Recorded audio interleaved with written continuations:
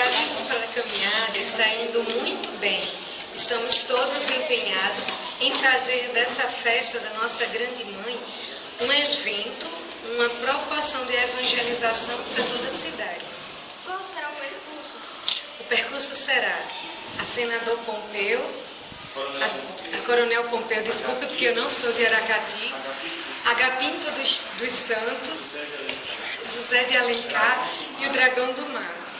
Essa festa é celebrada em outras partes do mundo? Sim, em todos os continentes que nós temos presença salesiana, lá está celebrando a festa de Maria Auxiliadora. Temos casa entre salesianos e salesianas de 5 continentes.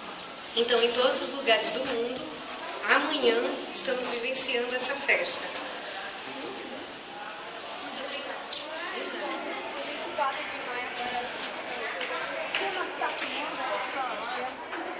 Nós queremos transmitir a todas as pessoas a devoção a Nossa Senhora com o título de Auxiliadora dos Cristãos.